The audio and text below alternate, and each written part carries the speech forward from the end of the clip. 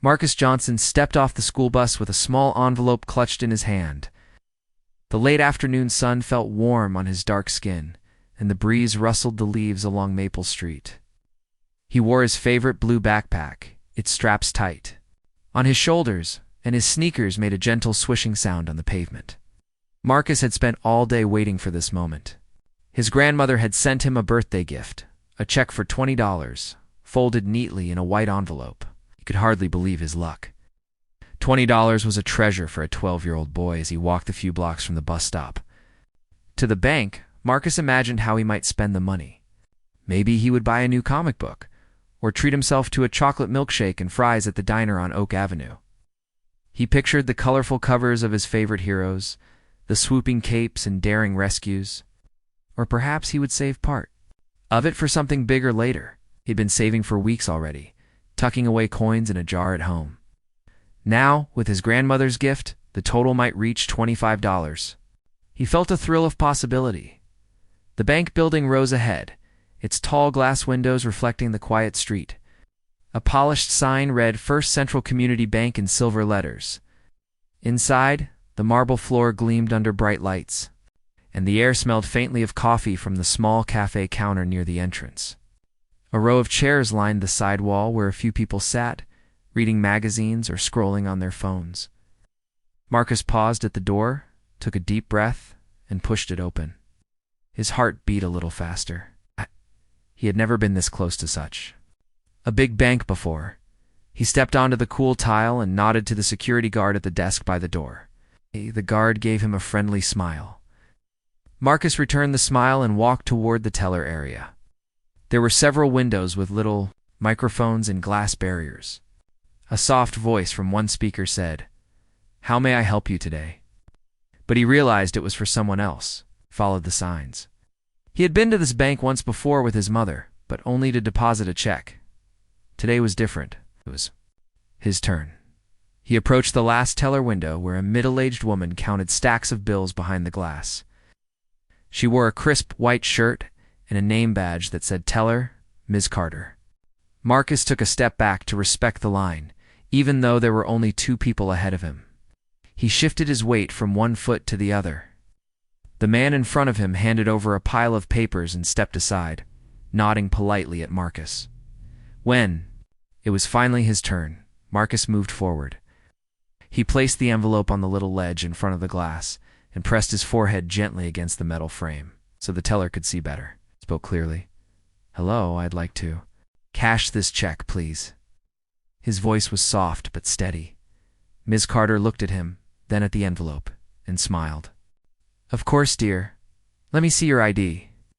Marcus fumbled in his pocket for his student ID card, pulled it out carefully and held it up against the glass. The card had his school picture where he wore his red school uniform and forced a stiff smile. The teller glanced at the card, then back at the check. Everything looked normal. She picked up the check and examined it. Marcus watched her face, felt a tiny flicker of doubt in his chest when she frowned. But maybe that was just his nerves. Ms. Carter tapped on her computer keyboard. "Okay, this check looks fine," she said, her voice gentle. "I'll just process it. You can have cash in a moment."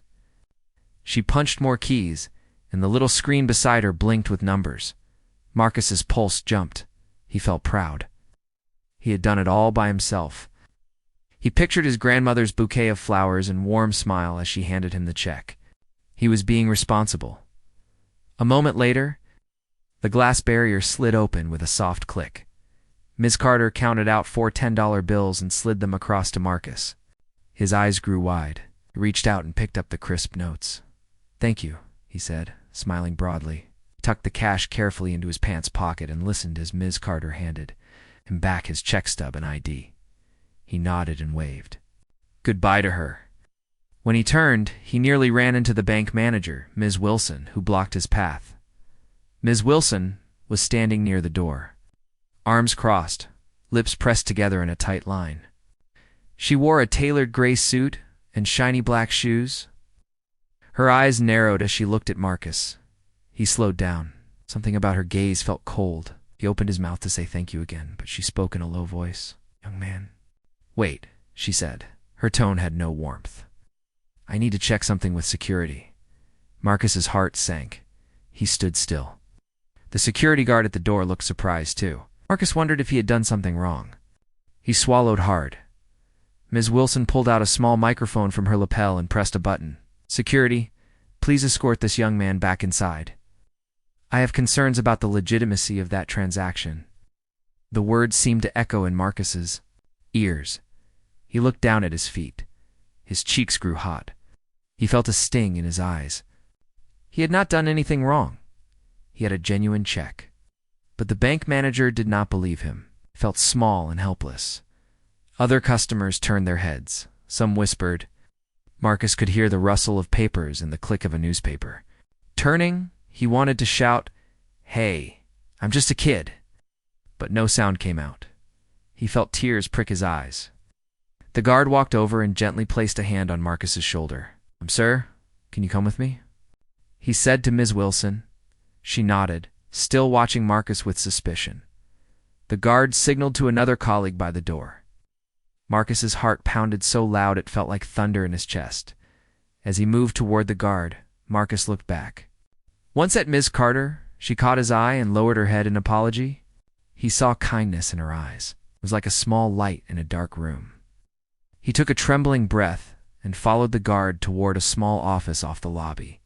Inside, he sat on a hard chair. The guard stood by the door. Marcus held his hands in his lap and stared at the floor. He felt a heavy weight in his chest, like he might cry. Outside the office, Ms. Wilson's voice said, "I don't care if he's 12. We have rules," the guard answered. "I understand, ma'am."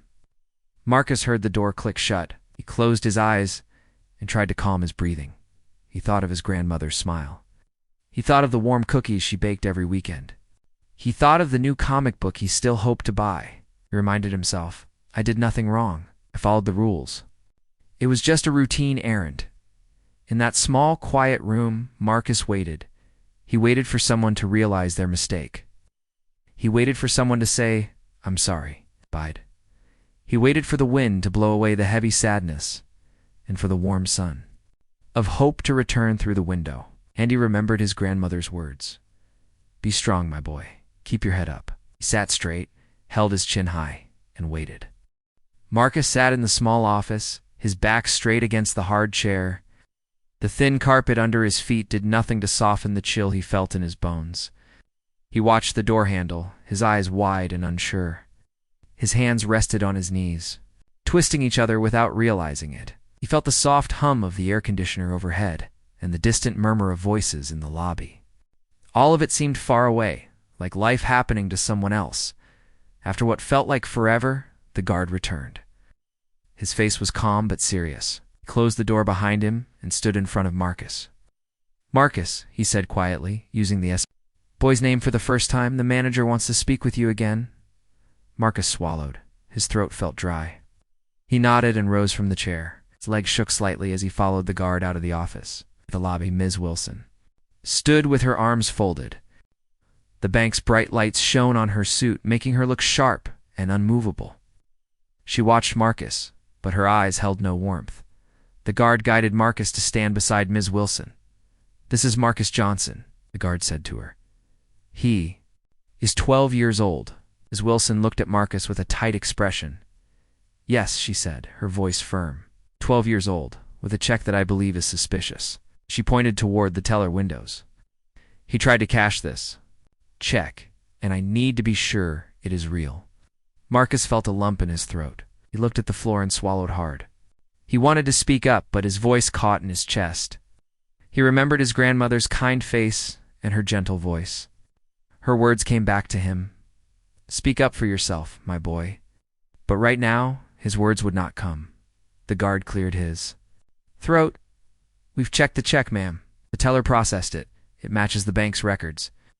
Ms. Wilson sighed and placed a hand on her hip. "Records can be wrong," she said. She glanced at Marcus's student ID that the teller had returned. She turned it over in her hand. "His ID is from Jefferson Middle School. I want to call his mother and confirm with her that she wrote that check." Marcus's heart sank. He watched as Ms. Wilson picked up the phone on her desk. She dialed a number and brought the phone to her ear. Marcus's mouth felt like sandpaper, stared at the polished wood desk, at the smooth phone cord, at the blank wall behind Ms. Wilson. He tried to slow his breathing, in and out, in and end, out. He pictured the warm kitchen at home with the smell of cookies and laughter. He thought of his grandmother's gentle laugh and the feel of her hand on his head. He sat up a little straighter and looked at Ms. Wilson. She spoke into the phone. "Hello, this is Marianne Wilson, branch manager at First Central Community Bank. I'm calling about a check that your son Marcus Johnson tried to cash today. Hey, I need to confirm the check's validity." She paused, listening. Hear the soft click of the phone line. He watched her face. At first, she looked professional, her voice steady. But as she listened, her expression shifted. Her eyebrows rose, and her lips pressed tighter. She spoke again, more quickly this time. "Yes, a birthday check for $20. Thank you. I'll let you know." She hung up and placed the phone back in its cradle. Ms. Wilson turned to Marcus. "Mrs. Johnson says she did not write any check today. She says she mailed a note." "But no check." Marcus shook his head. "My grandmother sent it," he said softly. His voice trembled. She lives in another city. She mailed it 2 weeks ago." Ms. Wilson raised an eyebrow. "Your grandmother lives out of state." "Yes," Marcus said quickly. "In Savannah. She mailed it from her bank there." Ms. Wilson pursed her lips. She reached for her desk drawer and pulled out a brochure showing the bank's wire transfer service. She placed it on the desk in front of Marcus. "Why didn't you wire the money instead of mailing a check?" Marcus blinked. "Grandma said it would be faster if I mailed it. She doesn't know how to do wires." His voice grew stronger as he spoke. "She always mails me birthday checks." Ms. Wilson leaned back in her chair and folded her arms again. She stared at Marcus for a long moment. Marcus met her gaze. He felt the heat in his cheeks, but he held her eyes. He felt his grandmother's belief in him, and he found courage in that. Finally, Ms. Wilson stood and walked across the lobby to the teller area. She spoke softly to Ms. Carter, the teller who had helped Marcus. The two women frowned and whispered.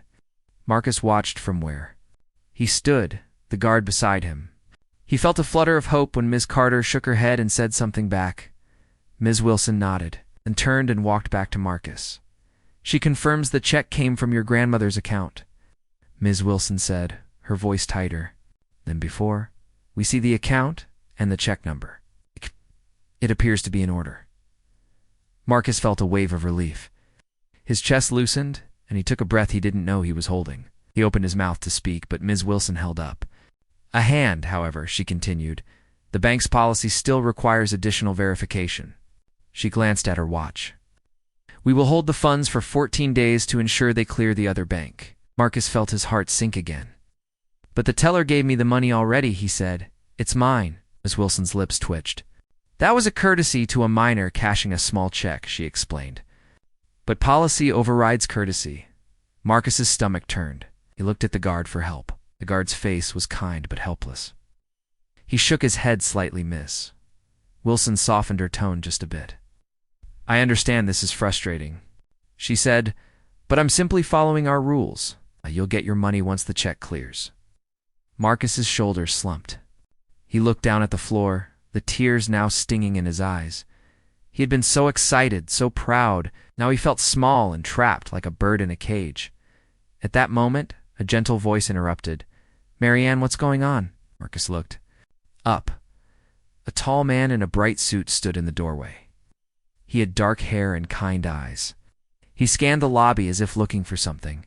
Ms. Wilson turned and blinked at the man, her face paling. "That's Mr. Carter, the regional manager." The guard whispered to Marcus. Mr. Carter approached and addressed Ms. Wilson. "I heard you called security," he said. His voice was calm but carried authority. "What's the matter here?" Ms. Wilson straightened. "Mr. Carter, this young man tried to cash a suspicious check," she said, gesturing toward Marcus. "We're verifying it." Mr. Carter looked at Marcus, then at Ms. Wilson. He frowned slightly. He knelt down beside Marcus. "Hey there," he said gently. "I'm sorry for the trouble. Can you tell me your name?" "Marcus Johnson," Marcus whispered. He felt the guard step back. Giving space, Mr. Carter stood and turned to Ms. Wilson. "We have his information confirmed," he said. "He's a minor cashing a family check. Our policy for holds on unfamiliar checks applies, but calling security was excessive." Ms. Wilson met his gaze. She seemed to struggle inside. Finally, she nodded. I followed procedure." Mr. Carter sighed. "Procedure is important, but so is treating people with respect and compassion, especially a child." He turned back to Marcus. "Marcus, I apologize. That was inappropriate. You should be able to cash a small birthday check without fear." Marcus felt warmth return to his cheeks. He looked at Mr. Carter and managed a small nod. Mr. Carter addressed the guard. "Release Mr. Johnson. Let him go." The guard stepped forward and gestured for Marcus to follow him back to the teller area. Ms. Wilson watched as Marcus walked away. Her face was still tight, but she said nothing. Marcus reached the teller windows, where Ms. Carter offered him a small smile and handed him the 4 $10 bills again. "You're all set," she said softly. Marcus took the money, his fingers trembling. He nodded and whispered, "Thank you." Then he turned and walked toward the door, the guard opening it for him. As he stepped into the sunlight, Marcus felt tears fall onto his cheeks. He closed his eyes and breathed in the warm air. He had his money, but more than that, he had learned something important. He learned how easily people could doubt him, how quickly fear could turn into unfair action. But he also saw kindness in Miss Carter's eyes, in Mr. Carter's apology, in the guard's quiet support. He held his head high and walked down Maple Street toward home, an envelope of $20 safe in his pocket. And though he would never forget the fear he felt, he carried with him a new courage, born from standing strong when others let him down. Marcus woke the next morning, feeling the soft sun on his face. He lay still in his bed for a few moments, listening to the birds outside his window. He could taste the memory of yesterday's fear, like sour fruit lingering on his tongue. But he also felt something new, determination. He sat up, swung his legs over the side of the bed, and rubbed his eyes. Today was a new day, and he had things to do. He dressed quickly in his green polo shirt and black jeans, tying his shoelaces with care. He grabbed his backpack and headed down the stairs. In the kitchen, his mother, Angela Johnson, was at the table, sipping coffee and reading an email on her tablet. She looked up and smiled when she saw him. "Good morning, Marcus," she said softly. "How are you feeling?" He set his backpack on the chair and slid into the seat. He took a deep breath. "I'm okay, Mom," he said, his voice steady. "Yesterday was scary, but I feel stronger now." He watched her face. She nodded, her eyes shining with pride.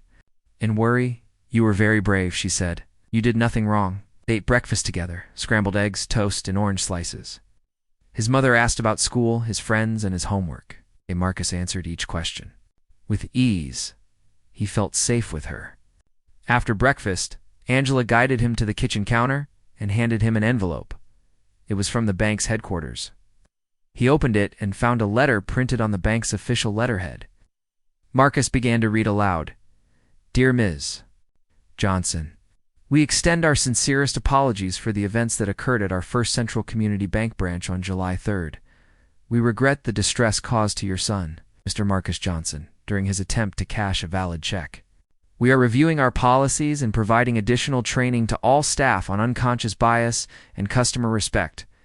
A gift card for $20 is enclosed for your son's trouble." He finished reading and looked up. Angela reached over and squeezed his hand. "They acknowledged their mistake," she said, "and they want to make things right." Marcus nodded slowly, feeling a mix of relief and sadness. He wished they had done the right thing without needing an apology. Still, he felt grateful. That morning at school, Marcus's friends noticed something different about him. At recess, his friend Sophia ran up. "Hey Marcus, you okay? You look serious." He smiled and shrugged. "Good," he said, "just thinking." Another friend, Jamal, joined them. "I heard what happened at the bank. That's messed up." Marcus shrugged again. "It was scary," he admitted, "but I'm okay now." Jamal frowned. "You should tell more people. Post about it." show them how wrong it was. Marcus thought about it. He had seen videos online of people sharing stories and raising awareness, but he also worried about attention. He didn't want to be famous for something bad. Still, if it helped others, maybe it was worth it. After school, Marcus and his mother sat at the dining table. She had her laptop open. "I've drafted a post," she said. She scrolled through an online article. "I want to share your story in a safe way. We can ask the bank to promise better training, and we can show other kids they're not alone." Marcus looked at the screen. The draft read, "Today my son Marcus tried to cash a birthday check and was treated unfairly because of his skin. Color, we accept the bank's apology, but we need change. Let's stand together against bias." He read the words, feeling the weight of them. His mother smiled gently. "What do you think?" Marcus nodded. "Let's share it." He watched as she clicked post, and he saw the first heart icon. Someone liked it, then another and another. Comments appeared. "So sorry this happened. Stay strong, Marcus.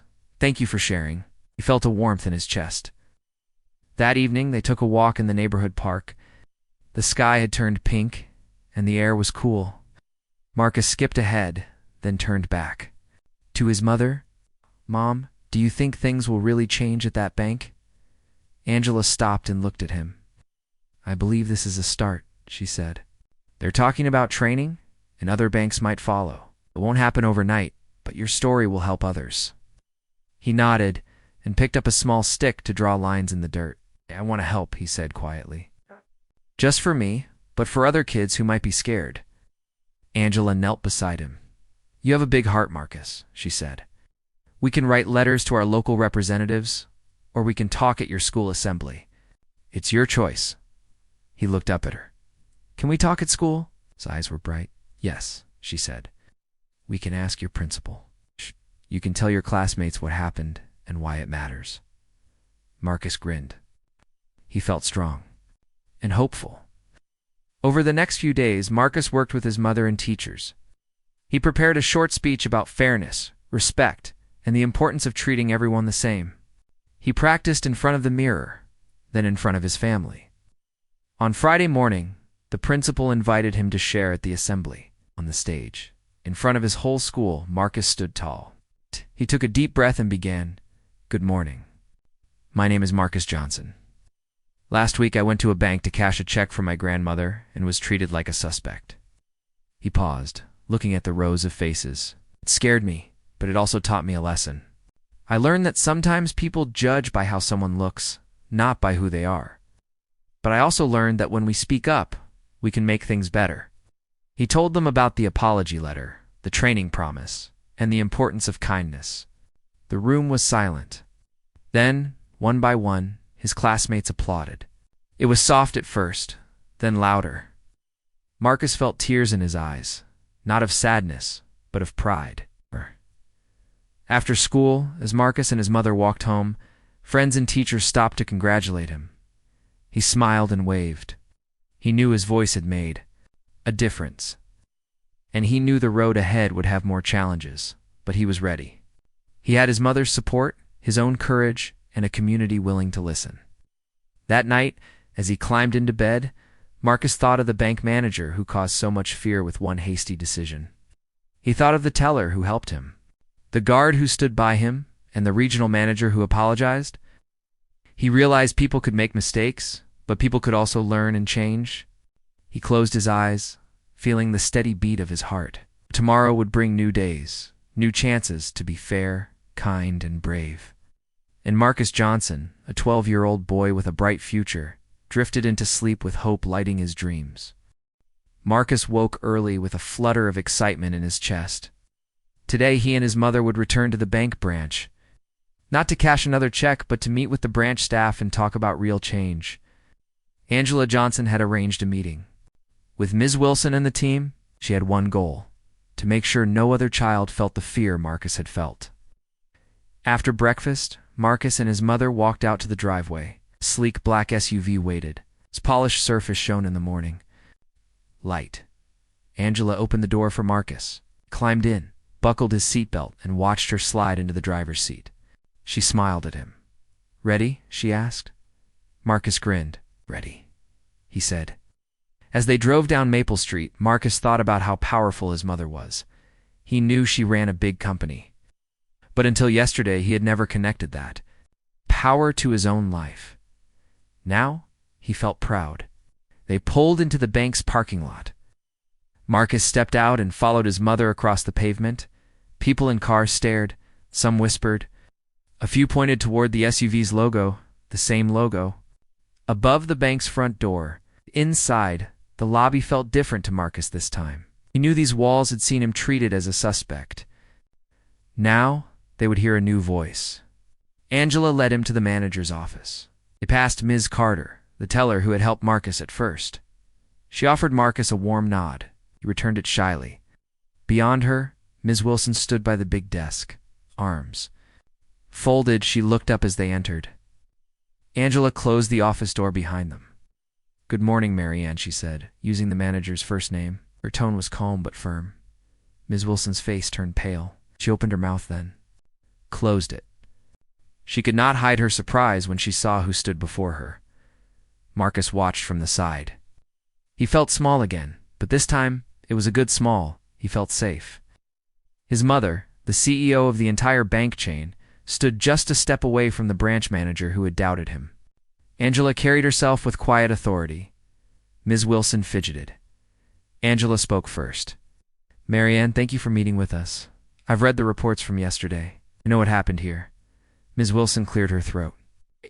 "Yes."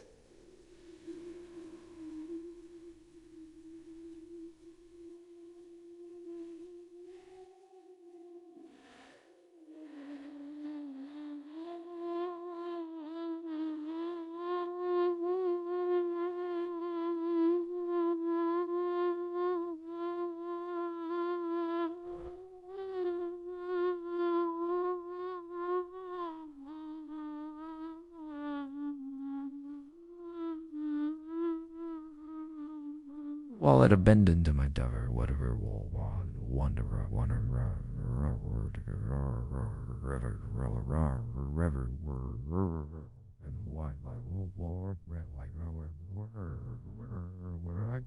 Johnson, I'm sorry. Angela held up a hand. "I know you followed procedure, but procedure without respect can harm people." She looked at Marcus. Marcus felt fear here. Fear he did not earn? That is not acceptable. Ms. Wilson swallowed. "I understand. It was a mistake." Angela turned to her.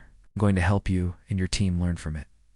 Today, we will start training. I want everyone on this floor to understand how bias can affect decisions even when we think we are doing our job." She pointed to the teller area. Ow. When Marcus came in, no one knew who he was. You saw a boy, and you saw a check you did not expect. You called security. That frightened a child.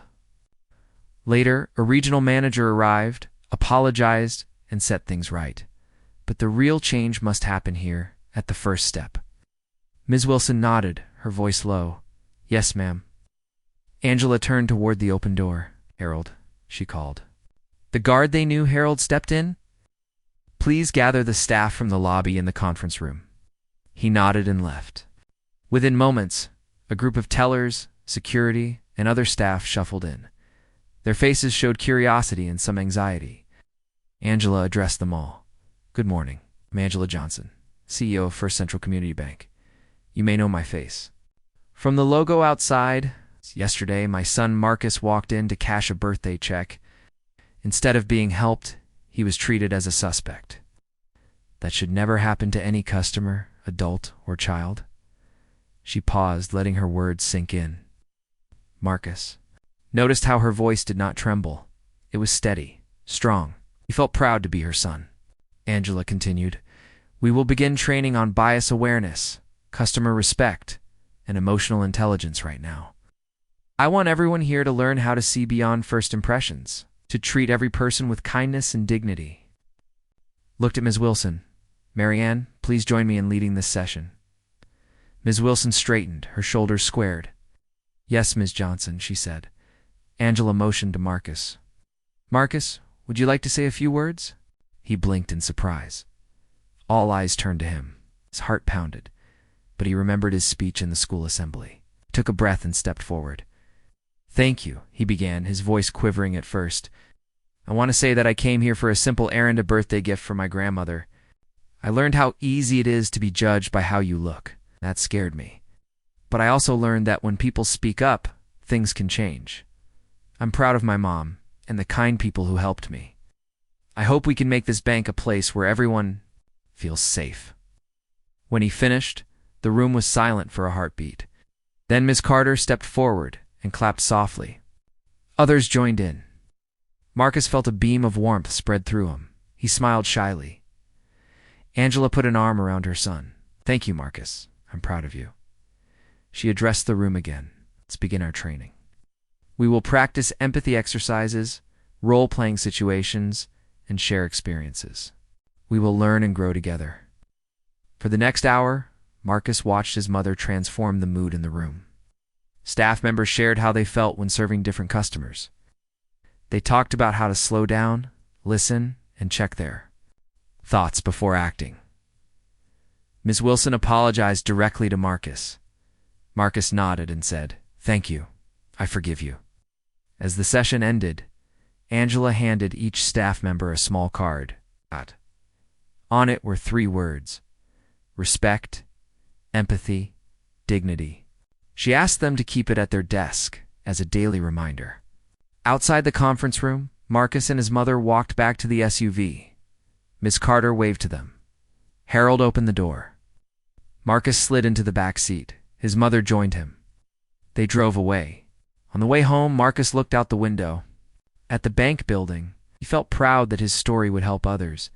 He turned to his mother. "Mom, thank you. You made everyone listen." Angela smiled. "You made everyone listen, Marcus. You were brave." She reached back and squeezed his hand. Marcus tucked that moment into his heart.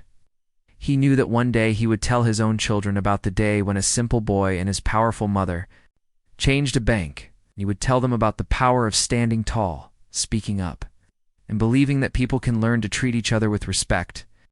Weeks passed since the day Marcus and his mother stood together in the branch office. The letter of apology hung on the refrigerator at home, a reminder of what had happened and of the promise for change. Every morning, Marcus saw the bank card, pinned next to his school schedule, bore his name and the words respect, empathy, dignity. It made him smile and gave him hope that the world could be kinder. One Saturday, Marcus's grandmother arrived from Savannah for his birthday party. She wrapped him in a warm hug, her soft voice full of love. Marcus held her hand and led her through the front door. He pointed to the card. "Grandma, look what I have," he said.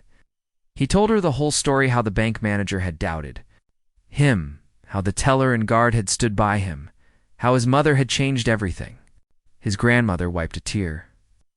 "My dear boy," she said, "you showed courage and truth." Marcus beamed at the party. Friends and family gathered in the yard. Balloons floated in the breeze, and a banner read, "Happy Birthday, Marcus." His mother cut the cake, and everyone sang.